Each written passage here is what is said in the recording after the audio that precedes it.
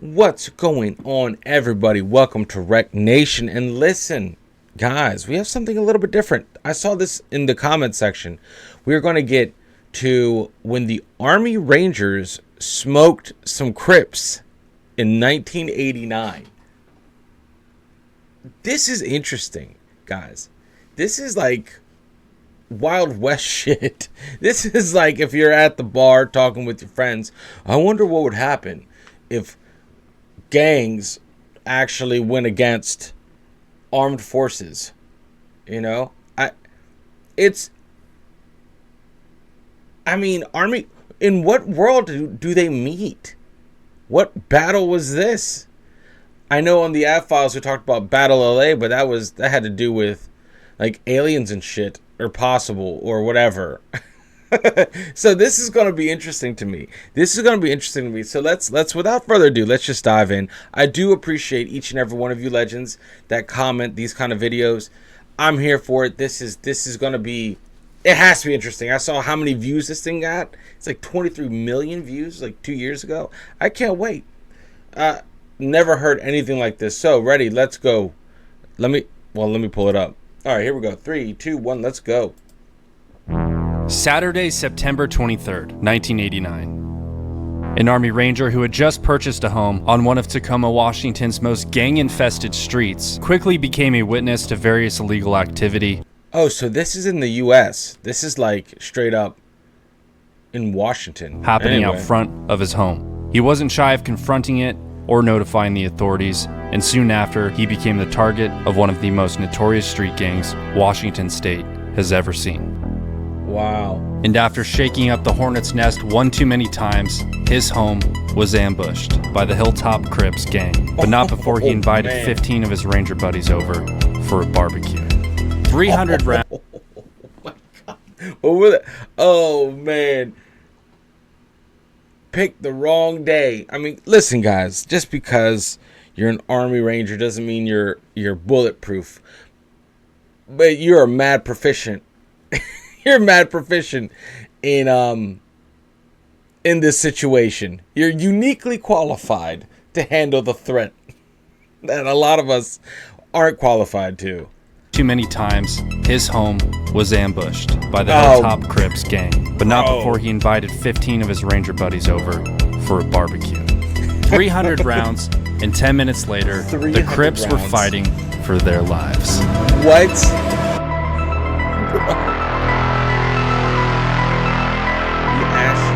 Shootout of 1989. In 1989, the neighborhood of Ash Street in Tacoma, Washington was an open-air drug market. There were several hotspots, and almost every house on the block was an active and thriving trap house. These gang infestations in the 1980s, born from the crack epidemic, flooded the streets and created an economic downturn that defined the decade. You might remember President Ronald Reagan declaring the war on drugs, or his first lady who was just like, just say no, oh my God. That was this time. Tacoma was Washington State's ground zero of gang activity, and by the summer of 1989, it had grown blatant, middle of the day type shit, like selling crack to the ice cream man type shit. And this was all fueled by an influx of gang members moving in from California. Tacoma police had experienced nothing like it before and were really struggling to get it under control, oftentimes not even knowing how to respond to it. Ash Street neighbors consistently called police and called 911 repeatedly and got nowhere. The typical response from police at the time was very mild. Community-oriented policing was a new thing, such as taking bullshit calls and pretending like it's not bullshit. Yes, ma'am. I know you can't sleep when the dogs are barking. But community policing was still viewed with suspicion by veteran cops who came up in the 60s and preferred the old ways, like smacking people in the head with their portable radios. At the time, Tacoma Police Chief Ray Fatelin pushed these new community policing programs so far that the Hilltop Crip gang rose to power. When the OGs from Wood like HTC, when we mounted up in the streets 200 deep, when the Park Rangers had a shootout with cats from Ashby, when the Ashby's connected with them Hilltop niggas, had a shootout and chased out from Cali niggas. Staff Sergeant William Foulk of the 2nd Ranger Battalion, 75th Ranger Regiment purchased his home on Ash Street in hopes that the neighborhood would soon turn around. To protect that investment, he was determined to help push the drugs and gangs out by any means necessary. Which may seem crazy to most people, but Staff Sergeant Foulk was not most people. he was an elite operator who at a moment's notice could hit hard and smash fucking everything. You know, Ranger shit. But violence was the last thing the staff sergeant wanted, and he remained optimistic. You know, but that's so true. Like, home is where you don't have to think about that shit.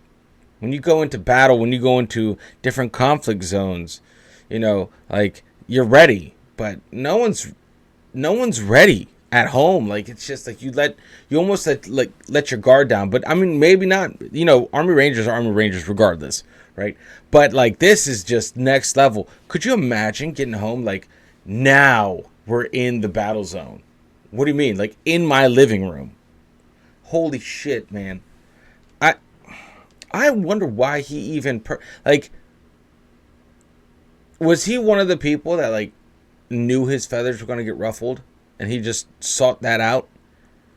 You know, I wonder, does he have a family? Because that's dangerous too. Like, I don't know, man. In the summer of 1989, Foulk returned from a December deployment in Panama to find the neighborhood worse than when he left. Along with other neighbors who were honest, hardworking people, he formed a neighborhood group that pressed police, demanding action. The neighbors started making signs, protesting, and taking pictures of the drug dealers. Even as the tension on Ash Street rose, Chief Fatelin made a decision he would later regret. Hamstrung by budget constraints and desperately short on the patrol side, he shifted 4 of 6 officers away from the Hilltop Crime Management Team to launch a community policing pilot project. The neighbors on Ash Street reacted with dismay. Under fire from citizens and the city council, a local Tribune covered the controversy, noting efforts by Ash Street neighbors to monitor the drug activity themselves.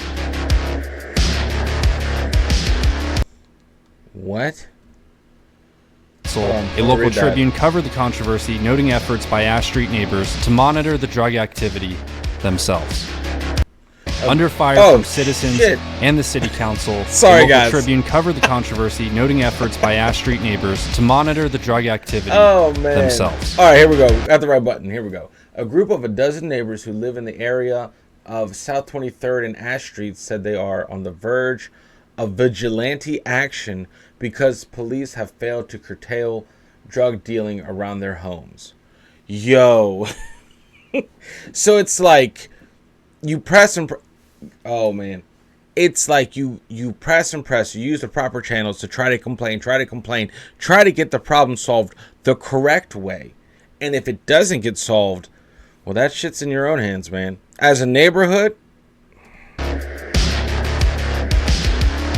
After the News Tribune piece, drug traffic on Ash Street slowed, but only so much. Staff Sergeant Foulk was used to seeing more than 100 cars pass through his block on any given day, and after the story appeared, it was down to 20 cars. Foulk decided to install a video camera in his upstairs window to record the traffic. He organized a neighborhood barbecue as a show of public unity, set for 3 p.m. Saturday, September 23rd. He invited neighbors, friends, Ranger buddies, and thought nothing more of it. The day of the barbecue, a group of Hilltop Crip gangbangers acknowledged Foulk outside of his residence and gave him the gun finger. It came from a car full of Crips. Driving by his house, the index finger pointed, thumb up, a little flip of the hand, and the mouthed words, boom, boom.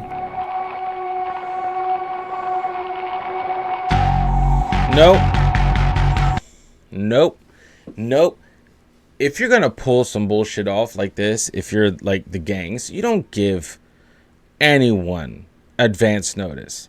That is, I'm not saying it's a smart decision, but I'm just saying you don't tip anyone off what you're doing. So, what is it? Sua sponte?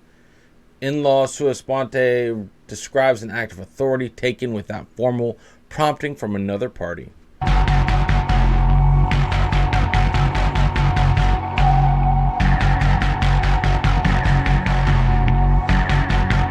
Nice. The gangsters saw the video camera on Foulk's house, and a few hours later they returned and threw rocks at it. Someone else took shots at the house and the video camera with a BB gun. Foulk and a few Ranger buddies then walked across the street to confront the out-of-shape, chain-smoking gangbangers who think they're hard. Foulk told them to stop throwing things at his home and the neighbors' homes, to stop shooting BBs, and to instead turn their lives around and find better ways. The gangbangers warned him to take the camera out of his window. The gangbangers suggested the staff sergeant didn't know who he was dealing with. The staff sergeant suggested the gangbangers didn't know who they were dealing with. Oh, man. Yo, that's dope. Oh, man. Do you know who we are? Like, do you know who I am? Like, that's an interesting approach to that kind of conversation. Not really de-escalating anything. Like, do you know who I am? Do you know who I am? Like, Jesus.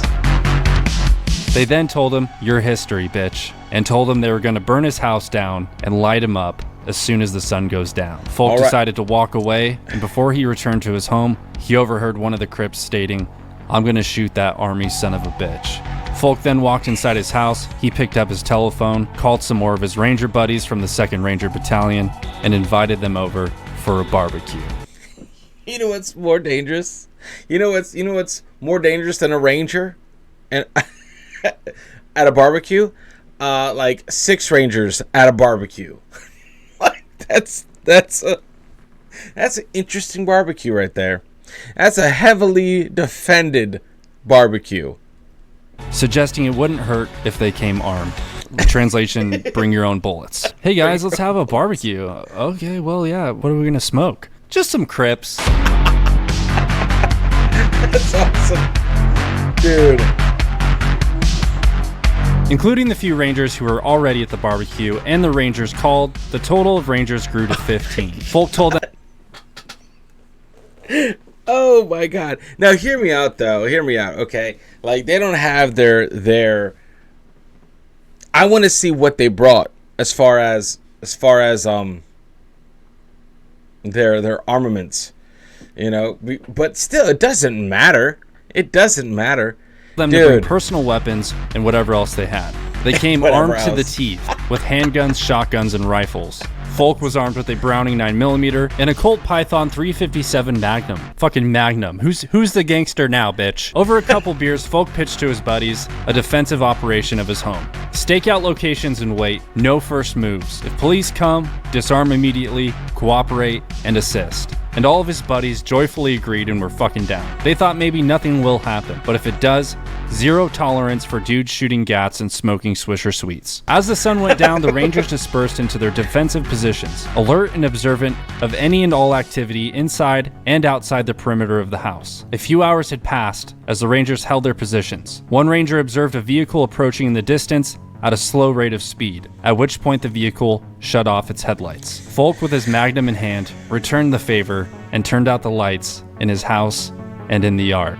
At 9:20 p.m., as the vehicle approached, someone within the vehicle fired a shot into the air.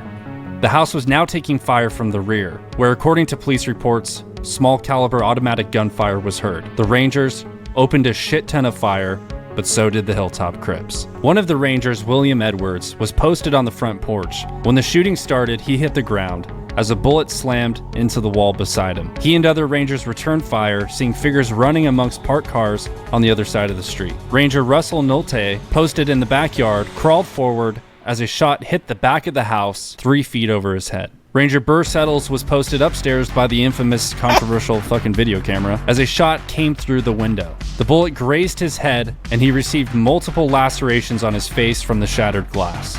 Numerous muzzle flashes were now seen from the east. There were at least 16 shooters in 3 different locations. The Rangers again returned fire, while outside the assailants took cover amongst the parked cars, shooting over their shoulders, ducking down, shooting blindly. You know, stupid shit like that, like gangsters do. At this time...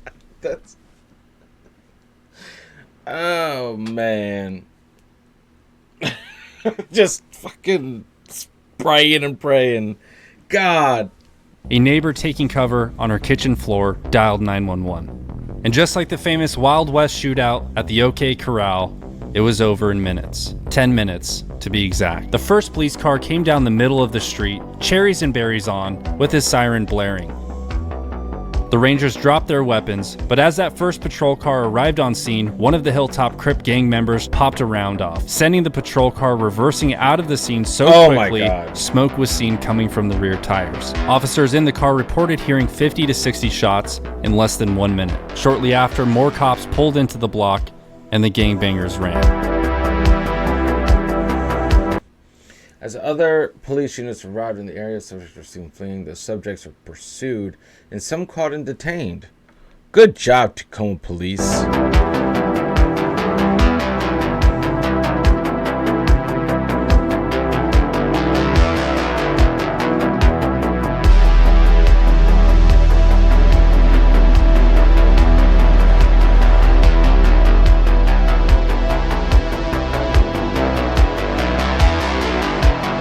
Man.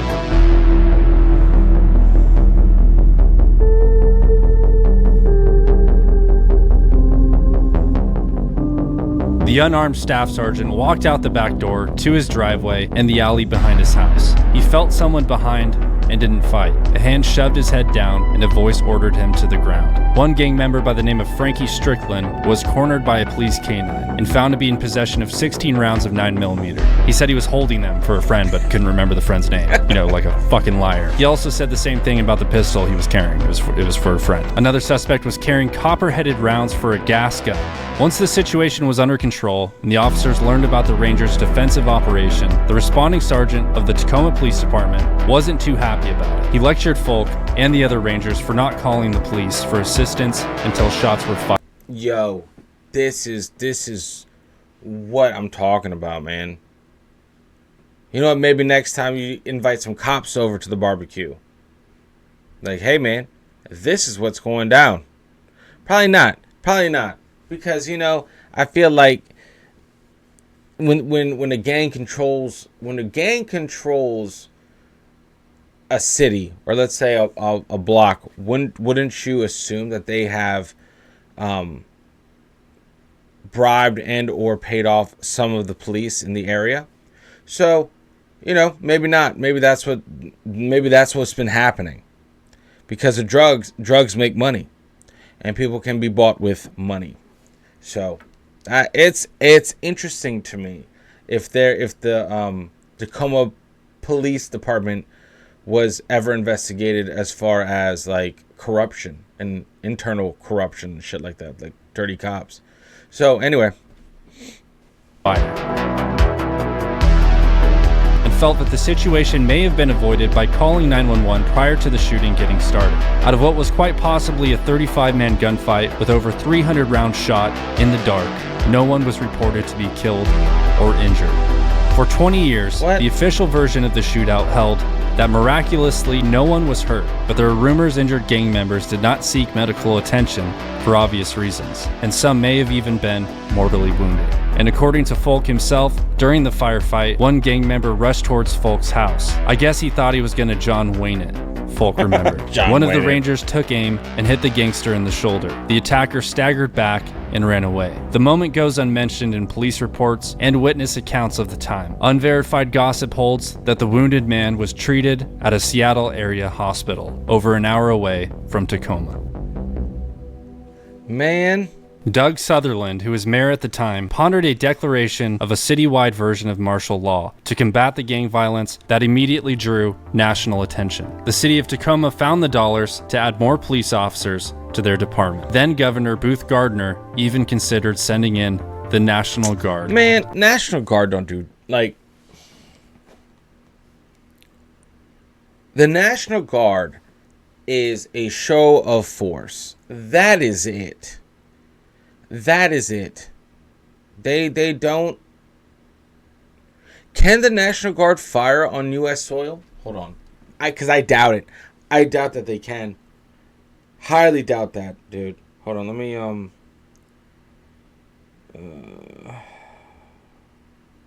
let me see. Can National Guard... Hold on. Can National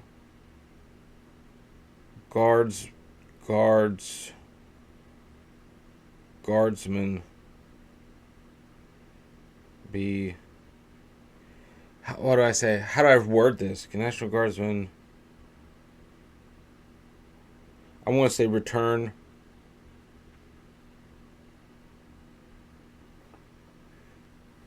Alright.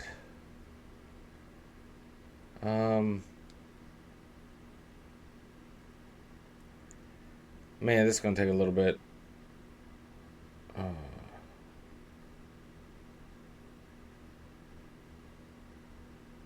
So, I don't know. I don't know.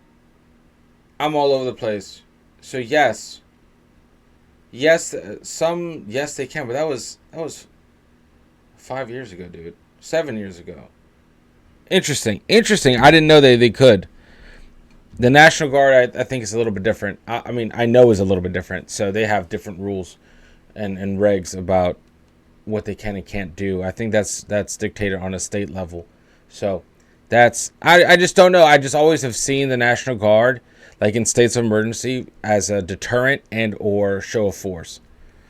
To Ash Street. The Hilltop Crip gang member who was arrested and found in possession of the 9mm and the pistol, Frankie Strickland, was the only man charged in connection with the shootout. He was convicted of second-degree assault and was later sentenced to 22 months in prison. The military officially considered the incident a matter of self-defense for the off-duty Rangers. On February 9th, 2010, Tacoma police and FBI launched a major crackdown on the Hilltop Crip gang and charged 32 members with up to 50 crimes, everything from theft to attempted murder and drug sales. A few years back, a Tacoma police officer said something about the shootout. He said it was the single most important incident in Tacoma that caused a change in police policies and practices. Staff Sergeant William Foulk never moved away from Ash Street. Wow. And as he predicted, he was never promoted and left the Army in 1993. He still owns the property to this day. Hey, man, he was never promoted because of that? You gotta be, it has to be. Because of that? Because he basically like defended himself with his knowledge that the military gave him? Bullshit. I would have been like, hell yeah, bro. This is it. Hey guys, if you enjoyed this video, be sure to hit that subscribe. Awesome, man. Well, guys, what you guys think about that? That's nuts. One person was wounded and one was rumored to be mortally wounded, as in unalived. That's the best case scenario for everyone involved. You know, that's, remember, this is a neighborhood. This is not a battleground. Well, I guess, I mean, you could view it as a battleground if you're like war on drugs type stuff, gang activity. But man, Rangers, you would think, I don't know. I feel like if there was, I would love to see the U.S. deploy some SF interior, like taking out gangs and stuff in the cities. I would love that because they would be mad efficient, dude. Mad efficient. But I have my thoughts about some stuff, but I will hold those. Guys, what do you think about this? This is mad interesting. Rangers just being Rangers. Getting invited to a cookout. Bring your own gun. Bring your own guns. Why? I thought it was a barbecue. Yeah. And that's what we're gonna say. But just come ready. And this is what I'm saying. Like, the military is like a brotherhood. You know, if you know that there's someone out there that is ready and willing to cause harm to you and your family, and they give you a warning of when said thing is going to happen, we can rally each other pretty quickly. We can be like, hey man, this is happening. I need people with training. I need people that I can trust. And they had each other's backs. And that's what it's about right there. That's what it's about, is having each other's backs in a situation like this, where normally, you know, if you and your buddy are like, hey man, Crips are rolling up on us, that's a shit your pants moment. But for the Rangers, like, hey, I know some friends. I know some friends with some certain sets of skills. And that's what happens. This is what happens. Like when you have unorganized crime meets organization. It's pretty effective. Anyway, guys, thank you for rocking with me. Thank you for rocking with the channel. You guys are absolute legends. This video, I don't know when this video will come out, but hope you guys are having a great, phenomenal week or weekend.